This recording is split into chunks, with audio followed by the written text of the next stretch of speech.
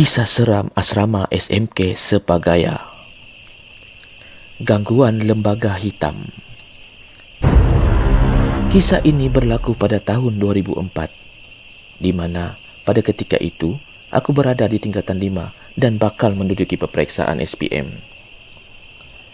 Pada satu malam, ketika ramai pelajar asrama pulang bercuti sempena cuti pertengahan semester, aku dan beberapa rakan mengambil keputusan untuk tetap tinggal di asrama bagi mengulang kaji pelajaran sebagai persediaan menghadapi peperiksaan.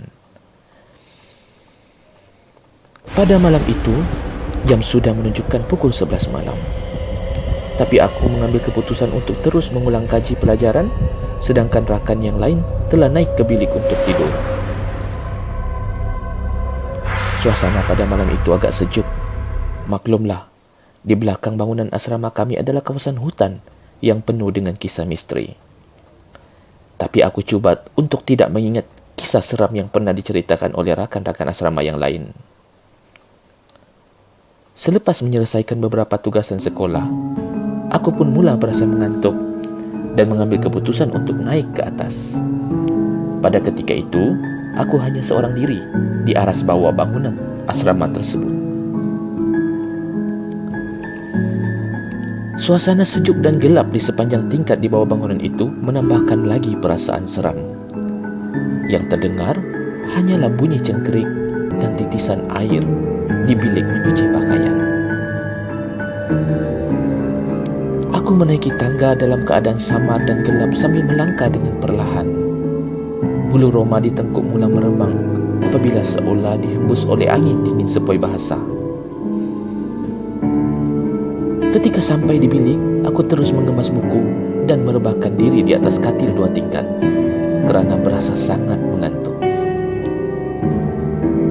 Di belakang katil aku adalah tingkap yang menghadap ke arah hutan di belakang asrama itu. Entah apabila memikirkan kedudukan katil itu, aku pun berasa tidak sedap hati. Sejurus sahaja aku cuba melelapkan mata.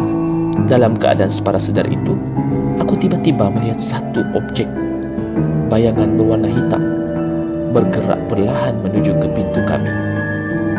Manakala tubuh badanku pula seperti kena kunci dan tidak boleh bergerak.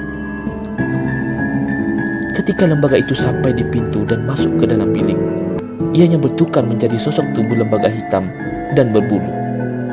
Lalu segera menuju ke arahku dengan keadaan tangannya seolah seperti ingin mencekik. Aku cuba menjerit kerana panik dengan laungan takbir. Tiba-tiba aku terjatuh ke bawah katil seperti ditolak sesuatu. Makhluk hitam itu segera hilang dari pandangan. Aku cuba membangunkan kawan yang sedang tidur nyenyak di katil sebelah, tapi tidak berjaya. Selepas itu, aku tidak dapat melelapkan mata lagi sehinggalah ke subuh, kerana takut makhluk itu mengganggu semula. Keesokannya, aku cuba menceritakan dengan kawan kejadian itu, tapi risau mereka tidak mempercayainya. Tapi ada satu perkara yang menarik dan misteri bagi aku, apabila aku menjumpai terdapat senaskah surah Yasin di bawah bantal tempat aku tidur semalam ketika diganggu makhluk itu. Menjadi persoalan, siapakah yang meletakkan naskah Yasin itu? Dan mungkinkah juga asbab surah Yasin itu aku seolah ditolak sehingga terjatuh dari katil agar tidak terkena serangan makhluk hitam itu? Apapun, ianya tetap menjadi misteri sehinggalah ke hari ini. Aku bersyukur kepada Allah Subhanahu wa Ta'ala kerana telah menyelamatkan aku pada malam itu.